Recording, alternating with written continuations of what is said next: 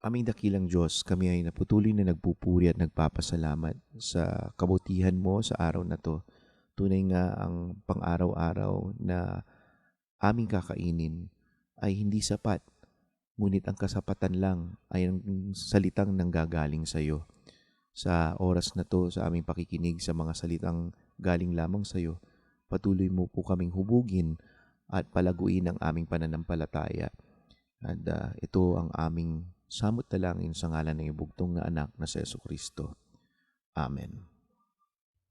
Mateo 5:27 hanggang 37. Ang katuruan laban sa pangangalunya.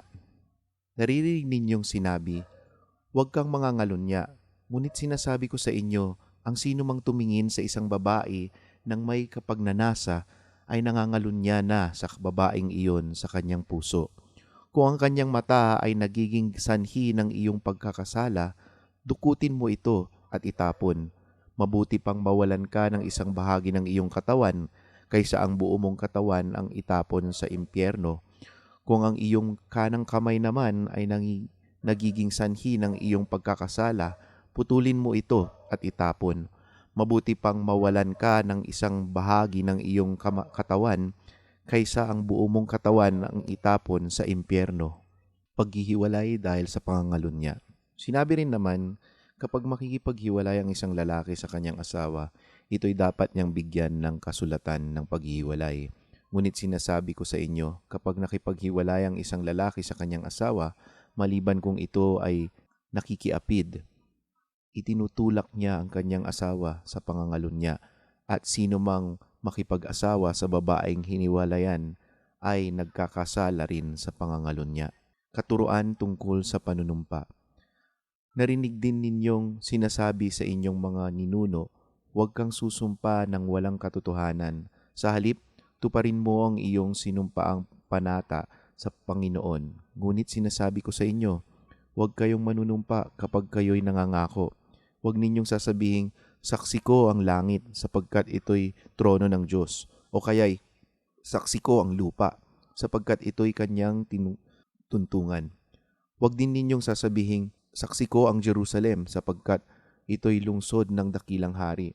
Huwag mo ring ipanumpa ang iyong ulo sapagkat ni isang buhok sa iyong ulo ay hindi mo kayang paputiin o paitimin. Sabihin mo na lang na oo kung oo at hindi kung hindi, sapagkat ang anumang sumpang idaragdag dito ay buhat na sa masama.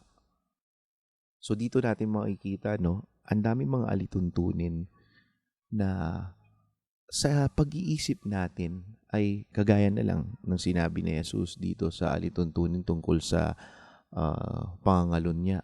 Ang iniisip natin, nag-uumpisa ang pangangalunya pag nakipagrelasyon na tayo o kaya na may nangyari na pisikal sa opposite sex between us at habang ikaw ay meron ng asawa o kaya man lang kahit na ikaw ay single pa.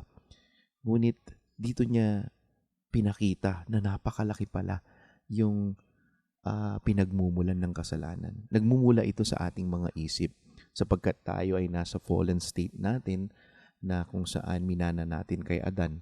Dito natin makikita na ang kasalanan ay nagmumula sa ating maduming puso. Na pag nakakita tayo, hindi man lang yan sa ibang kaurian, maaring pwede ito sa material na bagay pag may nakita tayo at hinangad natin at ito ay mas hinahangad pa natin kaysa sa mga importanteng bagay o sa presensya ng Diyos. Ito ay nagdudulot ng kasalanan. So sino ang nagputol nitong kasalanan na to? Ang Diyos lamang. So makikita natin sa Ebanghelyo ng Mateo, yung mga alituntunin na yan, pinapakita ng Diyos ang pagmamahal sa kapwa ay napakalawak. Hindi lamang nako-confine sa mga maliliit na bagay o kaya sa mga malaking bagay o kasalanan na nasagawa mo na. So, purihin ang Panginoon. Maraming salamat.